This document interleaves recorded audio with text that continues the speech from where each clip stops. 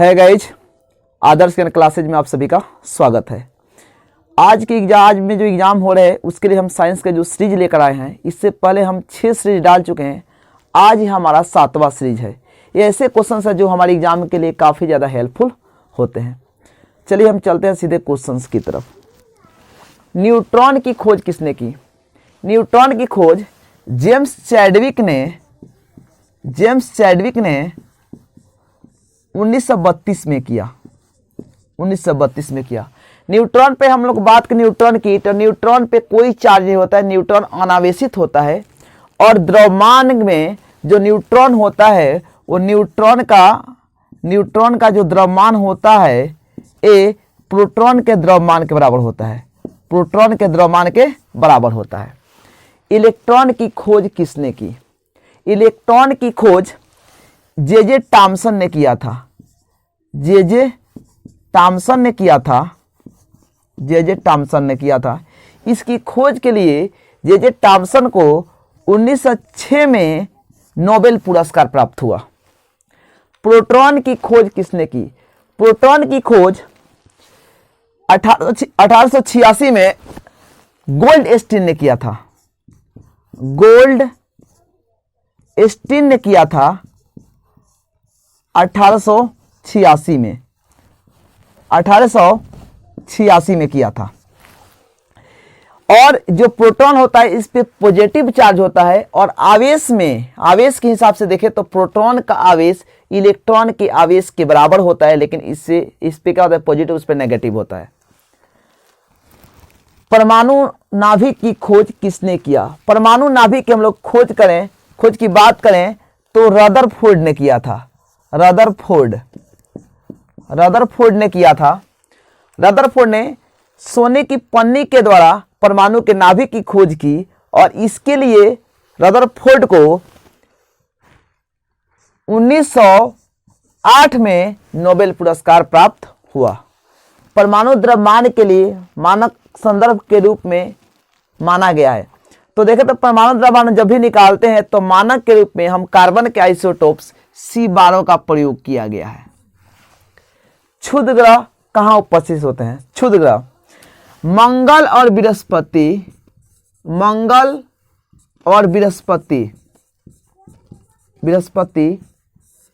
की कक्षाओं में छोटे छोटे आकाशीय पिंड जो सूर्य की परिक्रमा करते हैं क्षुद्र ग्रह कहे जाते हैं। कभी ये क्षुद्र ग्रह जब वायुमंडल में प्रवेश करते हैं तो ये जल जाते हैं, जिसे इन्हें हम टूटता हुआ तारा या शूटिंग स्टार के नाम से भी जानते हैं। रेशम कीट का पालन को क्या कहते हैं? रेशम कीट के पालन को सेरीकल्चर कहा जाता है। सेरीकल्चर कहा जाता है। कभी कभी ये भी पूछ लिया जाता है कि रेशम जो कीट बना होते हैं किसके बने होते हैं? तो रेशम फाइबर किसके बने होते हैं? तो रेशम जो फाइबर की बात करें, रेशम फाइबर की हम बात करें, रेशम फाइबर ये प्रोटीन के बने होते हैं। रेशम फाइबर किसके बने होते हैं? तो प्रोटीन के। कभी कभी ये भी पूछ लेते हैं रेशम फाइबर किसके बने होते हैं? तो प्रोटीन के बने होते हैं। फिर जो रेशम कीट होते हैं वो ये अपने बाहर एक कोकून का निर्माण करते हैं। हम लोग कोकून कहते हैं, एक आवरण बनाते हैं बाहर, उसे हम लोग कोकून कहते हैं। कोकून इसी कोकून से पृथक करके हम रेशम के धागे का उत्पादन करते हैं। सीधे चलते हैं अगले क्वेश्चन की तरफ। 8वां क्वेश्चन है, आंख में किस भाग का दान किया जाता है? तो हमारे आंख में जो दान किया जाता है वो कार्निया का दान किया जाता है। कार्निया का दान किया जाता है। 9वां नंबर क्वेश्चन है, हमारे शरीर के किन अंगों के द्वारा चुंबकीय क्षेत्र उत्पन्न होता है? तो हमारे शरीर के अंदर हम लोग देखें तो एक हृदय और एक मस्तिष्क के कारण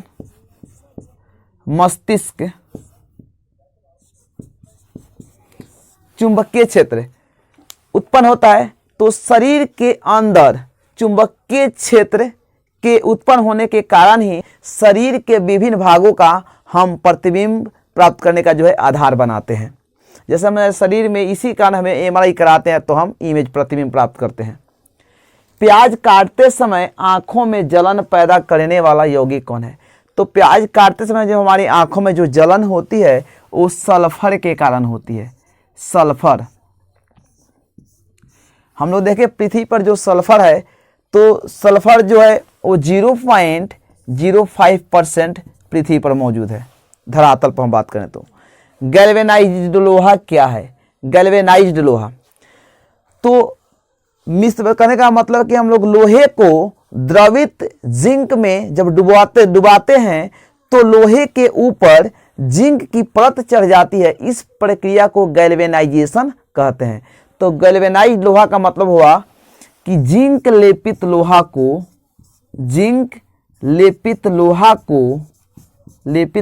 को हम गैल्वेनाइज्ड लोहा कहते हैं। इससे उसका हम लोग संक्षारण रोकते हैं।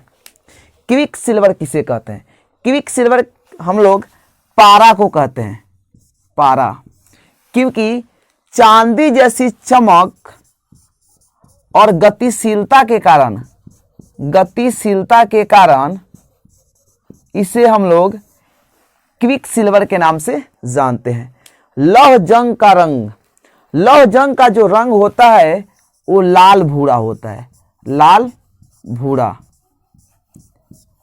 भूरा होता है।